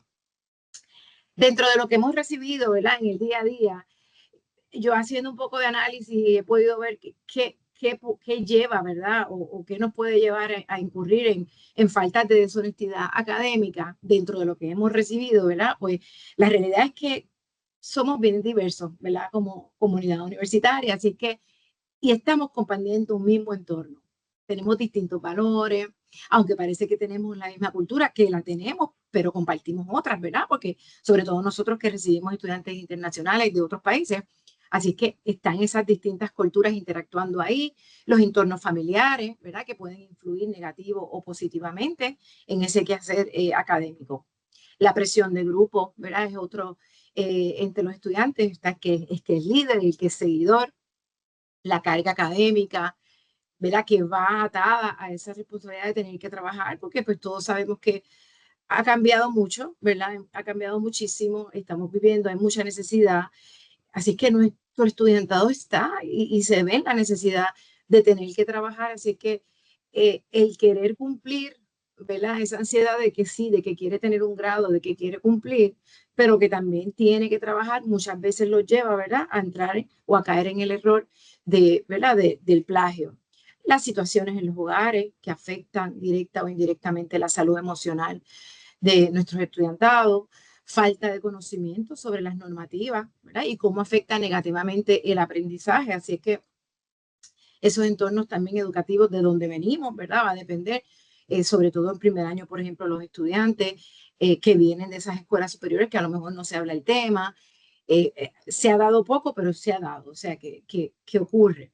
El discrimen en distintas modalidades, ¿verdad?, por raza, por color, por género, por creencia, se ha dado desde la docencia, ¿verdad? Se ha incurrido en deshonestidad académica. Así es que el desbalance también de poder entre estudiante y profesor, el no poder separar esas ideologías o creencias o valores entre los estudiantes o sus pares, también lleva al docente a tomar unas decisiones que no necesariamente son honestas académicamente. Agendas personales, ¿verdad? Aquí pues incluimos la parte de la política, etcétera. Y bueno, en intereses particulares, por ejemplo, autorías de libros, pues por ejemplo, porque hay un proceso para seguir, para asignar ese libro como texto, etcétera. Así que un poquito aquí en un resumen de lo que, para que tengan un poquito de idea de lo que vamos refiriendo. Sin entrar mucho en detalle, simplemente, ¿verdad? Porque ya doctor Donato y Rodríguez pues han hablado un poco de la normativa, pero pues no, un poco para que sepan que nosotros pues por ser una institución de educación superior que recibimos fondos federales, así es que tenemos la obligación de informar, ¿verdad?, tanto el Departamento de Salud Pública, Recursos Humanos de Estados Unidos, el Departamento de Educación Federal, sobre investigaciones si ellos lo solicitan. Así que tienen injerencia de situaciones o de casos de integridad, ¿verdad?, de falta de integridad académica que se hayan dado. Así que todo esto de la integridad lo van a poder ver en el reglamento general de estudiantes, en el reglamento de estudiantes del recinto de Río Piedra y ahora la certificación que muy bien el doctor Donato nos hizo referencia, ¿verdad? Que no es que estemos hablando de una distinta, es que recientemente, el viernes me enteré yo también que ahora es la 66, simplemente porque hubo un cambio pequeño, que era que el consejo del cual un poquito le voy a estar dando más detalles, está adscrito al decanato de estudiantes y la realidad es que ahora está adscrito a asuntos académicos. Así que hicieron ese pequeño arreglo y le cambiaron un poquito ahí el número, un poco lo aclaro, porque y al igual que el doctor Donato, yo me acabo de enterar, o sea, así que un poco lo aclaro para que no piensen que estamos hablando de ninguna distinta. Así es que un poco en esta certificación, pues se especifica y se hace, ¿verdad?, mención a la misión, que es lo fundamental que tiene esta institución que muchas veces, ¿verdad?, olvidamos, ¿verdad?, en el día a día, en el pasar de los años desde la docencia, que es una misión que todos tenemos, ¿verdad?, de educar, de formar futuros profesionales en las distintas áreas del saber, ¿verdad?, y fomentar que cada uno de esos componentes de esta comunidad, como individuos, aporten a la evaluación de una mejor sociedad, ¿verdad? Así que muchas veces nos alejamos de eso y olvidamos lo esencial de cuál es nuestra misión. Así que la responsabilidad es de todo, ¿verdad? No docentes, del estudiantado, de los docentes, de todo, ¿verdad? De servir a nuestra comunidad universitaria con el más alto compromiso y la integridad en la academia, en la investigación y en la administración, ¿verdad? Incluye un todo. Así que, ¿alguien me quiere decir algo o estamos bien? No sé si es que hay alguien que necesite que le conteste alguna pregunta, pero me dejan saber. Así es que los principios, ¿verdad? Esenciales, integridad, el rigor académico, la confianza, ¿verdad? Porque cuando hay honestidad, la confianza se pierde, sobre todo entre estudiante y profesor, entre compañeros y compañeros, el respeto mutuo, la responsabilidad, el diálogo sereno entre las personas de la comunidad y la equidad y la justicia, ¿verdad? Que a la larga es lo que nos puede distinguir como un primer centro docente, ¿verdad? De nuestro país. Sin entrar en detalles, la certificación establece la falta de integridad académica y la falta de integridad académica en la investigación, ¿verdad? Lo académico ya lo vimos con, ¿verdad? Doctor Donato, un poco lo que hemos hablado y lo que usualmente ya se conoce. La de investigación, pues bueno, de igual manera la fabricación, inventar datos durante la investigación, la falsificación, la invención y atribución, no cumplir con el tiempo y esfuerzo, ¿verdad? Proyectado, subvencionado, pero específicamente en la investigación, bueno, pues cuando estamos trabajando con seres humanos, ¿verdad? No solicitar esa autorización al CIPCHI, ¿verdad? O si son animales, sin no pedir autorización al IACU, ¿verdad? Es parte de lo que busca la integridad académica. Investigaciones acerca de determinados asuntos o temas sin cumplir con las disposiciones y legislaciones federales o estatales relacionadas. Así es que un poco lo que esta nueva certificación también nos trae es que distingue las medidas menores a graves. Así que esto un poco puede proveerles, ¿verdad?, al docente y a cualquier investigador sobre una alegada situación de deshonestidad académica, les puede proporcionar como una guía para uno poder discernir qué puede ser menor, qué puede ser grave, qué requiere que se siga un proceso más formal o un proceso que simplemente se pueda trabajar estudiante y profesor. Así que como podemos ver, las menores son las que pueden distinguirse y el análisis se puede hacer desde que se cometen pues por primera vez, de una manera accidental, ¿verdad? O sin intención o malicia. Estas son cosas que como único las vamos a saber es a través del diálogo, ¿verdad? Y la comunicación con esa persona que a lo mejor yo como docente pienso o puedo sentirme que estoy hasta segura, ¿verdad? De que se ha cometido alguna deshonestidad académica, pero como único, ¿verdad? Y lo vamos a ver ya mismito en términos del debido proceso, que también lo establece la certificación. O sea, vamos a poder ver que escuchando, ¿verdad? Y comunicándonos primero, vamos un poquito a darnos cuenta cuán grave o no es la situación, ¿verdad? Así es que un poco desde ese desconocimiento puede ser, ¿verdad? La intención, cuánta malicia hubo, dice aquí instrucciones de los procedimientos para realizar los trabajos académicos, ¿verdad? O si fue por impulso o incitación de otras personas, que no representa tampoco un porcentaje mayor de la nota, ¿verdad? Eso es algo que pudiese ayudarle a usted a discernir cuán grave o no es, ¿verdad? Cuán importante, cuán relevante es para el peso principal de lo que usted como docente, ¿verdad? Quiere enseñar o necesita probar al final del curso como parte de los objetivos del aprendizaje. Así es que está el plagio, ¿verdad? Y va a depender, no necesariamente siempre va a ser menor, pero obviamente aquí lo distingue, ¿verdad? Le pone alguna frase, algún segmento. Tengo que confesarles, estamos en proceso también de recibir, que aunque esto se dio, ¿verdad? A nivel de todo el recinto, donde antes de aprobar la certificación se abrió y se hicieron foros para que todo el mundo participara. Pero siempre que voy presentando, muchas veces a los docentes traen muchas dudas. Y esas duditas estamos recopilándolas. Yo como parte, igual que doctor Donato, soy parte del Consejo de Integridad Académica. Así es que de igual forma, según ustedes vean aquí, cualquier duda que tengan, me pueden escribir y las podemos llevar al Consejo y las podemos ver. Porque sí he recibido algunos desacuerdos en términos, ¿verdad?, de lo que puede ser menor y puede ser grave.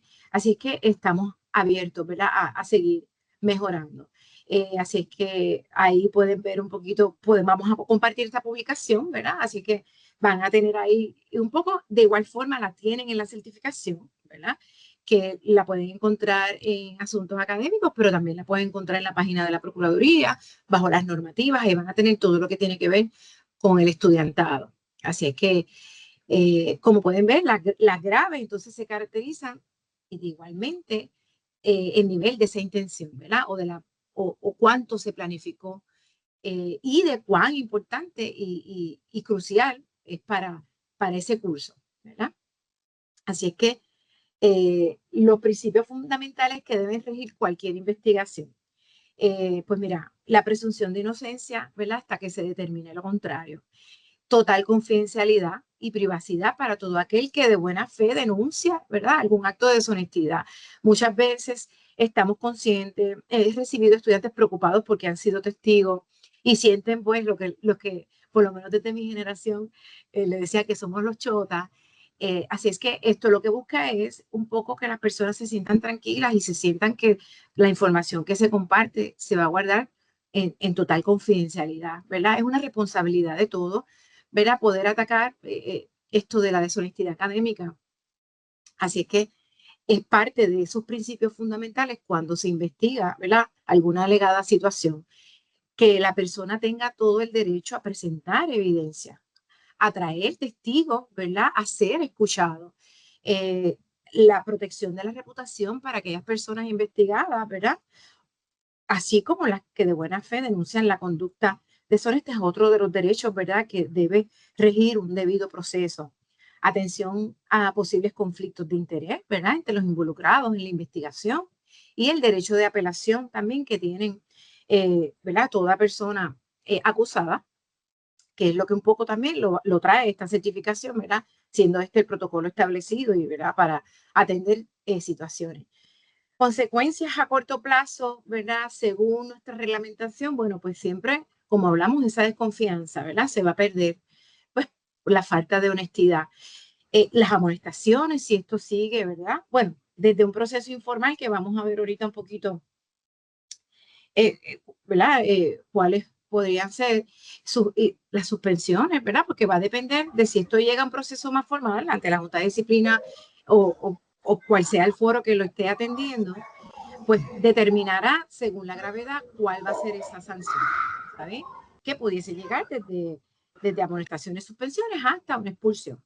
Así que un poquito nada, encontré este video en términos de a largo plazo, claro, siempre aclarando, estos son situaciones, ¿verdad? Que ya son situaciones graves, ¿verdad? Donde a veces no pensamos cuál pudiese ser, ¿verdad? A largo plazo algún las consecuencias de la deshonestidad académica. Así que me dejan saber, se los voy a compartir. Si no lo escucharan, por favor, me dejan saber. Ok, con esto quiero, ¿verdad?, aclarar siempre.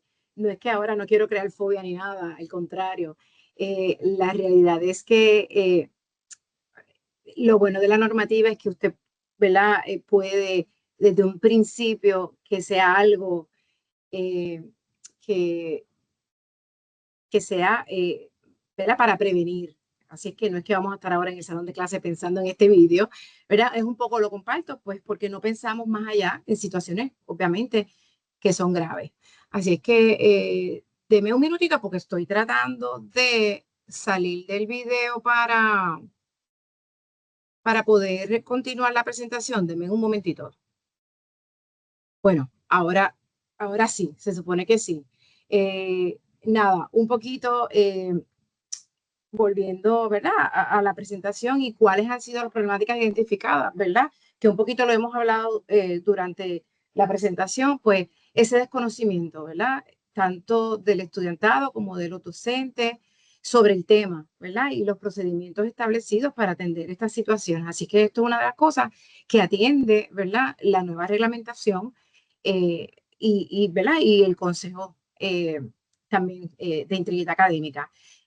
Otra de las cosas es que pues no existe un balance justo, ¿verdad?, adecuado entre el derecho a la libertad de cátedra y métodos de evaluación como consecuencia del miedo a que el estudiantado, ¿verdad?, cometa deshonestidad académica. Así es que de ahí a que me refiero a que las herramientas que nos han presentado y de las cuales estoy muy agradecida, tanto doctor Rodríguez como Donato, ¿verdad? Nos ayudan un poco a bajar esa ansiedad, ¿verdad? Y a un poco atender cualquier preocupación que ustedes desde el salón de clase pudiesen tener, ¿verdad? Y sobre todo en los cursos que son en línea, asumir la deshonestidad académica en el contexto de educación a distancia, pues se estaba dando mucho, ¿verdad? Sobre todo cuando regresamos de la pandemia o cuando empezamos con todo esto de estar virtual, pues que siempre se asumía que había plagio. ¿Verdad? Fuera de juzgar, pues ocurren, ¿verdad? Y ahora con esta situación de Luma ocurre mucho más. Así es que un poco son una de las cosas que ocurre que hemos identificado que no necesariamente, ¿verdad? Puede ser mentira que un estudiante durante un examen sí pudiese estar ocurriendo, ¿verdad? Alguna situación, ¿verdad? Como nos pasa a todos. Y entonces, pues ahí la importancia de poder utilizar las herramientas que nos presenta doctor Donato, que son excelentes para atender situaciones como, ¿verdad? Dudas sobre la integridad académica durante un examen, algún trabajo, etc.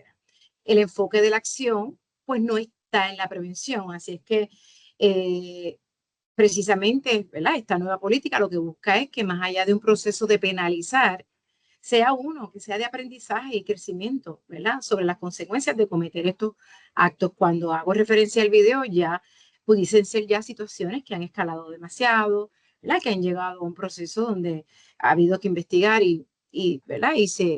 Y no en la Procuraduría, obviamente, se ha llegado a un veredicto, ¿verdad? Donde hay culpabilidad, etcétera. Así es que las sospechas de deshonestidad académica a veces se convierten en acusaciones sin haber seguido el debido proceso, ¿verdad? Del que hablábamos. Automáticamente hay una sospecha, pues rapidito o se le pone F al trabajo, ¿verdad? O se le quita el trabajo sin la persona, ¿verdad? Haber sido escuchada, haber tenido esa oportunidad de traer testigo, ¿verdad? De ser contrainterrogado, etcétera. Otra de las problemáticas es que el profesor que establece tiempo irrazonable para contestar las preguntas de alto nivel de dificultad, ¿verdad? A veces el tiempo no está a la par con la complejidad, ¿verdad? Del material, ¿verdad? Y esto es algo que pues muchas veces no nos ayuda a nosotros desde la docencia a poder ser ese ejemplo máximo de integridad académica y que nuestros estudiantes puedan, ¿verdad? Estar completamente informados con lo que esperan de su curso, ¿verdad? Y con que sobre todo esa complejidad tenga el espacio y el tiempo necesario para poder ellos demostrar su conocimiento. Y la divulgación de la información a través de las redes de situaciones que han ocurrido en el salón de clase. Se ha dado, ¿verdad? Ha existido situaciones en las que pues ha ocurrido situaciones en el salón de clase. Esto ha pasado tanto desde la comunidad estudiantil como desde la comunidad docente, ¿verdad? Donde a veces las personas en sus redes piensan que como son sus redes, ¿verdad? Pueden decir y hacer lo que quieran. Sin embargo, cuando se entran en detalles, ¿verdad? De situaciones ocurridas en un salón de clase y se hace referencia a ello, se está incurriendo, ¿verdad? En un proceso de falta de integridad académica. Efectividad de las normativas como herramienta, pues mira, afianza los valores de la integridad académica, ¿verdad? Mediante la educación, el diálogo y la prevención, establece una uniformidad en los procesos porque en un principio todo el mundo lo atendía diferente porque no había conocimiento, no se conocía sobre un protocolo, así que nadie tenía muy claro cómo se atendían, ¿verdad? Las situaciones de alegada integridad, deshonestidad académica. Presenta una guía de referencia, como lo vimos, las medidas menores de grave, estipula, ¿verdad? Procesos justos desde los derechos humanos, ¿okay? Así que para mí es una de las cosas más importantes porque siempre pues podemos caer en olvidar, ¿verdad? Todos tenemos derechos, obviamente. Y debemos partir siempre, ¿verdad? En este tema y en cualquier tema desde esos derechos humanos. Y previene, ¿verdad? El enfoque principal va a ir dirigido al aprendizaje, a prevenir información más allá de ir directamente a ser punitivos, a castigar, etc. Muchas veces la realidad es que previniendo, informando, logramos, ¿verdad? Que las cosas sigan escalando y y yo creo que nos enfocamos un poquito más en, dejamos esa huella, ¿verdad? Desde la docencia, un poco al estudiantado.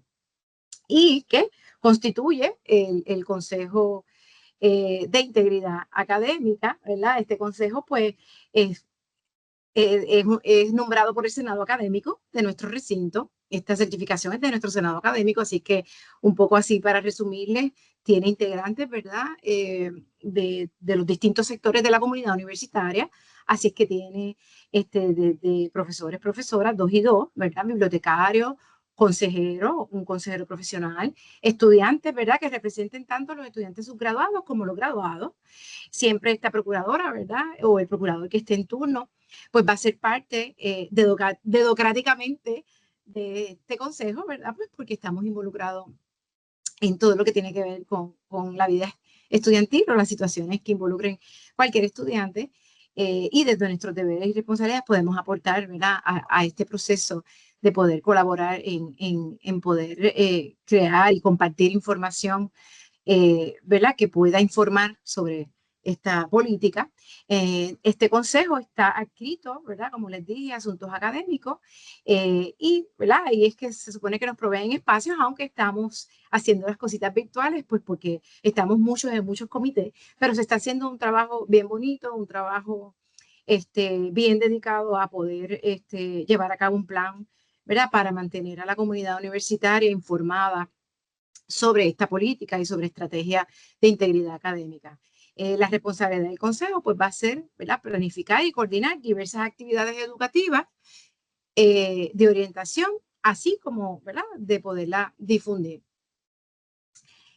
Siempre les comparto recomendaciones de acciones por parte de docentes, fuera de la parte, ¿verdad?, académica que tan excelente nos comparte doctor Donato, pues un poco siempre, y según la certificación, llamar a ese estudiante, ¿verdad? Siempre el diálogo en privado y totalmente confidencial y hablar con él de lo que usted ha visto, de lo que usted ha podido y de igual forma si lo puede demostrar, cómo usted le explica a ese estudiante lo que usted está viendo, ¿verdad? En esa alegada deshonestidad, dónde usted vio y tiene la evidencia, si usted tiene dudas, si no tiene evidencia, pero de igual tiene duda, ese proceso de llamarlo, ¿verdad? De dialogar en privado y en total confidencialidad sobre lo que usted ha podido identificar es un proceso de aprendizaje y de crecimiento, ¿verdad?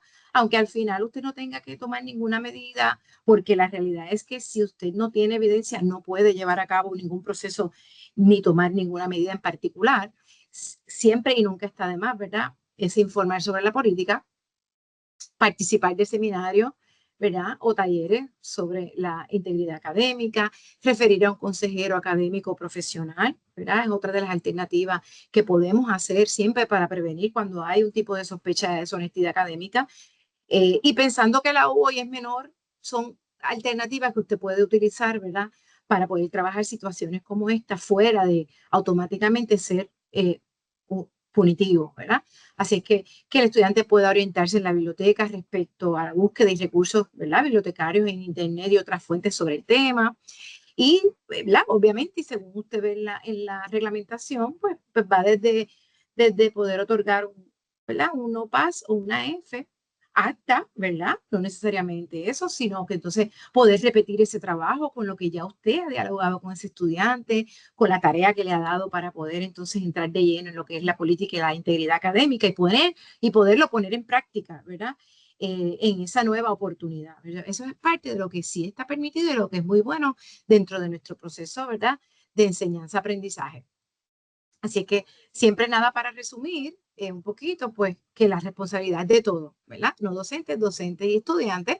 El proceso de atención, bueno, pues inicia entre estudiante y profesor, ¿verdad? Siempre el profesor debe poderle comunicar a su director, pero de igual manera el profesor y el estudiante pueden, ¿verdad? Llevar a cabo acuerdos para trabajar esta situación. Siempre que se pueda determinar que es una medida, ¿verdad?, menos grave. Así es que en la certificación ustedes van a poder encontrar esos términos de día, ¿verdad? Poderle identificar con tiempo, ¿verdad?, al estudiante o según sea el caso, ¿verdad? Si fue algún docente o algún no docente quien haya cometido las alegadas faltas de integridad, pues 3 días, siempre por correo electrónico lo estamos utilizando porque pues ya no usamos correo regular, así que el correo institucional, siempre que sea el institucional, obviamente, nos sirve, ¿verdad? Como esa evidencia para ese conteo de días de acuse de recibo, ¿verdad? De no comparecer, pues le da ahí otro término de tiempo. La acción o sanción que tome debe ser en proporcional, ¿verdad? A esa severidad, ¿verdad? Según la misma certificación. Así que la certificación muy bien les puede estar sirviendo de guía para ustedes salir de muchas dudas y siempre yo voy a estar aquí a la orden para aclarar, ¿verdad? Cualquier cosa e incluso el consejo, ¿verdad? Que estamos aquí para siempre dirigirles y ayudarles. Así es que siempre hay un formulario. Este formulario no se ha creado, lo tengo aquí anotado para llevarlo al consejo, pero hay un formulario que la reglamentación indica que se debe de llenar siempre. Así es que el director pues, determinará si procede a iniciar un procedimiento disciplinario bajo las disposiciones, ¿verdad?, del reglamento, que es lo que más o menos hemos ido hablando. Y en el caso de que llegue al decano, pues va a evaluar, ¿verdad?, si esa denuncia y determina si procede a referir a la autoridad nominadora, en este caso rector-rectora, en un plazo debe ser no mayor de 20 días. Y luego el rector o rectora determina, según los procedimientos disciplinarios establecidos en nuestro reglamento, ¿verdad? ¿Cómo podemos fomentar esta integridad académica, verdad? Y hacer que este proceso sea uno efectivo, pues coordinar eventos educativos sobre este tema, que es lo que busca el Consejo, incluir en el prontuario esta certificación. La realidad es que, ¿verdad? Es mandatorio por la certificación de la Junta de Gobierno, la 125, que habla sobre la creación de los cursos, ¿verdad? Es uno de los temas dentro de muchos otros que hay que ir incluyendo y hay que incluir en el prontuario, ¿verdad? Así es que utilizar plataforma institucional de gestión de aprendizaje, herramientas requeridas por el curso, la cual utiliza protocolos, ¿verdad?, seguros de conexión y autenticación para velar por la integridad. A mí siempre me encanta la idea que nos comparte Donato del Moodle, ¿verdad? Y el código de ética es muy chévere, es muy efectivo y así, ¿verdad?, el estudiante nos aseguramos de que están informados. Identificar siempre los errores cometidos y aprender, ¿verdad? Aprender de ellos, así como consultar los casos que son sospechosos antes, ¿verdad?, de tomar determinaciones. Y cumplir, ¿verdad?, con la política y hacer referencia a ella antes de tomar alguna determinación. Siempre me parece bien efectivo, en algún momento en el 21-22, Decanato de Asuntos Académicos, ¿verdad?, emitió unas recomendaciones, propiciar un ambiente de aprendizaje que promueva a la comunidad entre los miembros del grupo y la interacción con el contenido del curso, dar seguimiento a diversas actividades, tareas del estudiantado y participar de los mismos, fomentando la discusión y el intercambio de ideas. Para ello, accederá regularmente a su curso en línea. Esto está aquí y es porque, pues sí ha ocurrido, ¿verdad?, que tal vez algún profesorado, no es la mayoría, que en los cursos sincrónicos o asincrónicos, tal vez al ser asincrónico, lo hace totalmente asincrónico, así es que nunca se presenta, no hay ese espacio de consulta, ¿verdad?, de retroalimentación con el estudiantado. Así que eso es parte, ¿verdad?, de las recomendaciones que se dan para poder mantener a nuestros estudiantes, ¿verdad?, totalmente informados bajo un ambiente totalmente honesto en la academia. Así es que siempre contestar preguntas y consultas de los estudiantes, ¿verdad?, aclarar dudas. Ahorita el doctor Rodríguez, ¿verdad?, hablaba de que pues muchas veces pues los estudiantes preguntan en medio de un examen y no se contestan. Puede ser y usualmente ocurre que es que a lo mejor el docente tiene la percepción de que si aclara alguna duda le puede estar, ¿verdad?, diciendo con anterioridad alguna respuesta y no, ¿verdad? Es bueno saber que no. Obviamente usted va a estar aclarando dudas sobre la ejecución del examen o sobre tal vez alguna interpretación de esa pregunta, ¿verdad? Va a depender de la duda, pero es importante que recalquemos eso, que contestar preguntas durante un examen o antes de un proyecto no es pecado, no es chotearle al estudiante ver la respuesta. Así es que cumplir con las horas de oficina, obviamente, de forma virtual, y informar a sus estudiantes, ¿verdad?, el horario establecido, las horas de oficina, comunicarles claramente siempre su disponibilidad para reunirse sincrónicamente o contestar preguntas y aclarar cualquier duda. Así que estas son detallitos que, aunque yo sé que pues muchos de ustedes pueden decir, pues son cosas que se caen de la mata, la realidad es que desde la Procuraduría hemos visto que son cosas que sí ocurren, que no se dan, ¿verdad? Y que pueden, y que nos favorecen, ¿verdad? El que podamos y nuestros estudiantes pueda estar en un ambiente, ¿verdad? Justo, íntegro y ¿verdad? Dentro de, informado dentro de lo que tiene que cumplir y con lo que tiene que cumplir. Así que nada, no les quito más tiempo. Junto con mis compañeros aquí de presentación, estoy a la orden para contestar cualquier pregunta. Les agradezco muchísimo su atención y sobre todo al SEA siempre por darme la oportunidad de, ¿verdad? De compartir este espacio con ustedes. Así que voy a estar por aquí, voy a dejar de compartir.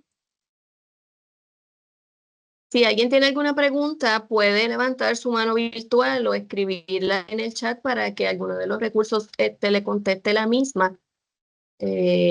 Por lo menos en el chat no veo ninguna pregunta. Si alguien está interesado en levantar su mano virtual, puede hacerlo. Emanuel Martínez está levantando la mano. Puede abrir su micrófono para hacer la pregunta. Sí, buenas, ¿me escucha? Sí, se escucha. Pues primero que todo quisiera darle las gracias a los exponentes por esta presentación. En realidad ha sido muy nutritiva y muy interesante. Mi pregunta o mis dudas están dirigidas hacia el doctor Luis Donato, que es donde me ocurrió el mayor interés. Y ese es cómo nosotros integramos la tecnología al momento de evaluar. Especialmente como que al momento de la inteligencia artificial. Primero que todo, quisiera preguntar sobre, bueno, si me permite hacer múltiples preguntas, quisiera comenzar como qué tipo de ejercicios o utilizando la inteligencia artificial podemos o sea, fomentar en los exámenes, o sea, qué tipo de análisis o forma de preguntas podamos integrar en los exámenes que la inteligencia artificial nos pueda ayudar a evaluar en los casos que se ofrezcan estos cursos masivos, estilo anfiteatro. No sé si la pregunta se entiende. Vamos a ver si sí. La verdad es que como sabemos, las diferentes herramientas de inteligencia artificial en ciertos casos deben proceder a ser adiestradas.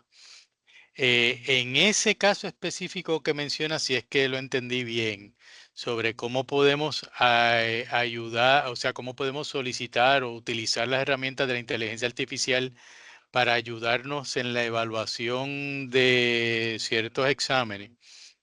Te puedo mencionar que hay un colega profesor de la Facultad de Estudios Generales que está activamente, lleva un tiempo ya, por eso te digo que es un proceso que requiere adiestramiento, trabajando con un asistente de inteligencia artificial que le ayude a él a poder corregir eh, unos,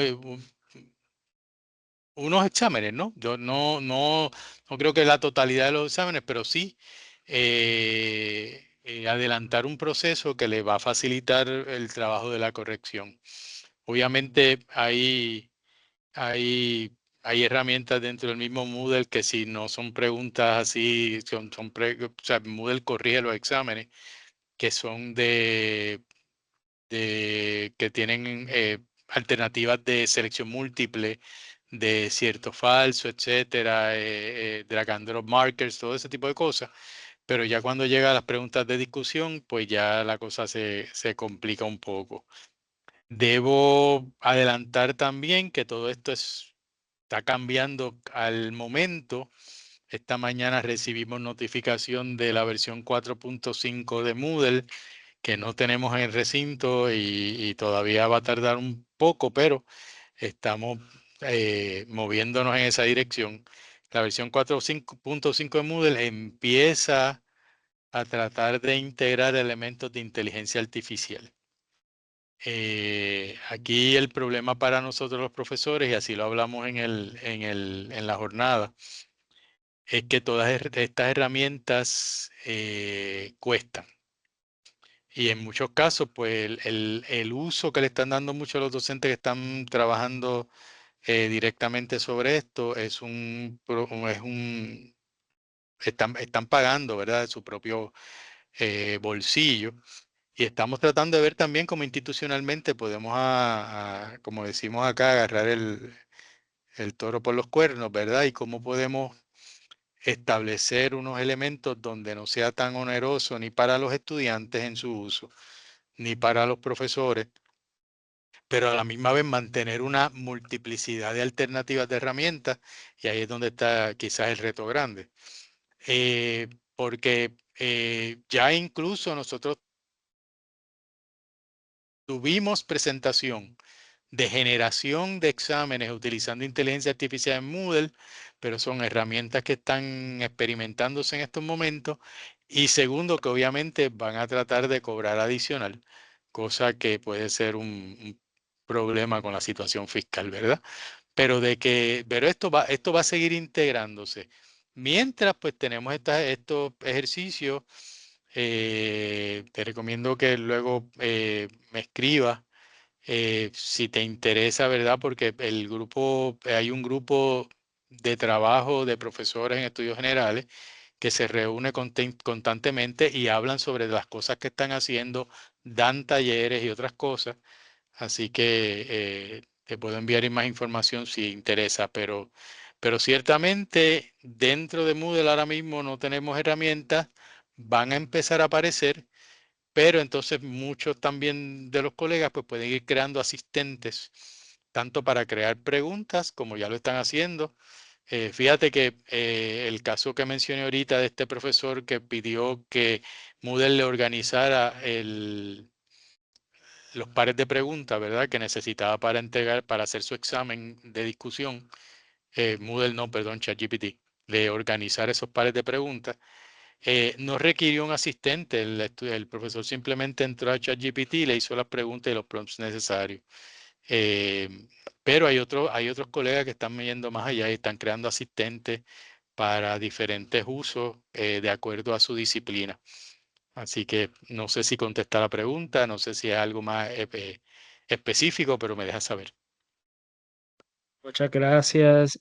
Si pudiese ser una pregunta adicional, no sé si es permitido.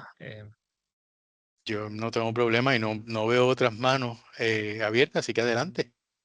La razón que yo hago estas preguntas, por lo menos, es por lo menos a mí me interesa mucho cómo integramos la capacidad por lo menos de una perspectiva filosófica al ambiente educativo, y incluso como que es inevitable que la tecnología va a modificar y va a afectar de manera directa o indirecta, y una de mis preocupaciones es por medio de las incorporaciones o el avance, o sea, por medio de keep up, como se dice en inglés, con los avances tecnológicos, como perdamos de perspectiva esos principios fundamentales al momento de qué destrezas por lo menos quiere fomentar en el estudiante, o por lo menos como uno, como docente, uno tiene que mantener. Y nada, en esas direcciones que está mi preocupación, o mi duda, mejor dicho. Ujú. Pues mira, no estás solo desde que me llamaron, ¿verdad?, para ser parte del grupo de trabajo sobre inteligencia artificial con unos colegas excelentes. em, una de nuestras preocupaciones siempre ha sido, primero, cómo esto nos afecta en nuestra labor, qué cambios vamos a tener que hacer.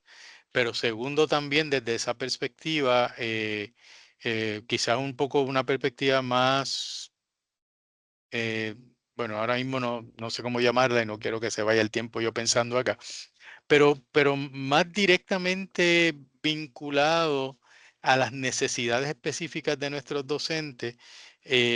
Nosotros no nos dimos a la tarea inmediatamente de generar una política. Todo lo contrario, lo que quisimos fue, y lo que hicimos fue ir a las facultades, ir a donde nuestros colegas, docentes, no docentes y estudiantes. Y, ¿sabe? Porque aquí para mí me parece que los administrativos tienen muchos beneficios que sacarle esto también, ¿verdad? Y preguntarle y pedirle, mira, háblennos, coméntenos cuáles son sus preocupaciones, cuáles son sus miedos, cómo están utilizando en su facultad estas herramientas, ¿no? Y yo creo que un punto que siempre fue, me parece a mí constante, era ese de, ok, cómo dentro de la perspectiva de la educación, esto nos va a cambiar nuestra perspectiva filosófica, metodológica, básicamente cotidiana, ¿verdad? Muchos ya se plantean un cambio metodológico y ya lo empezaron a construir. Hay otros que entonces plantean cómo vamos a integrar estas tecnologías sin perder de perspectiva las destrezas necesarias que tienen que tener los estudiantes al trabajar, ¿verdad? Entonces, pues ahí varía muchísimo de facultad en facultad, pero básicamente hay unos puntos de encuentro. Y yo creo que todos los docentes con quienes hablamos están igualmente, ¿verdad?, preocupados en que esto, de cómo integrar esto como lo tenemos que hacer, ¿verdad? Pero a la misma vez manteniendo pues todos estos conceptos de ética específicos. Por otro lado, yo creo que ahí me parece que hay un entusiasmo, por un lado, porque al utilizarla de manera eficiente o efectiva, vamos a decirlo así, vamos a encontrar que al estudiante no le queda mucho remedio que aplicar el sentido de pensamiento crítico, de análisis conceptual un poco más elevado. Y eso, más allá del miedo este del copy y paste, ¿verdad? Es lo que tiene a muchos de nuestros colegas bien entusiasmados de decir, mira, pues yo quiero utilizar esta herramienta para que los estudiantes vean, mira, sí, ahí está la información existe, la puedes coger, la puedes copiar, pero lo que yo necesito es que la analices críticamente, que la apliques en el caso, por ejemplo, en nuestro caso particular, en el caso de Puerto Rico, que encuentres cuáles son sus defectos del análisis que tiene. Y yo creo que ese replanteamiento que estamos haciendo, y por eso los invitamos a todos a unirse a estos esfuerzos, porque lo que queremos hacer es un esfuerzo de integración de las inteligencias artificiales del recinto y para el recinto, sin obviar claramente que el recinto impacta a la comunidad y al país, y por lo tanto, pues esa es parte de nuestra contribución. Así que comparto la preocupación filosófica, metodológica, comparto ese planteamiento, ¿verdad? Pero entiendo que ciertamente lo que nos han dado ver nuestras visitas a las facultades es que no estamos solos, ¿verdad? Y que hay muchos colegas trabajando esto de la manera que yo considero que es la manera correcta, ¿verdad? No es la tecnología por la tecnología, sino como esa tecnología nos va a ayudar primero a crecer como institución en términos conceptuales, en términos investigativos y también a afrontar el futuro de cara a lo que tenemos en el presente.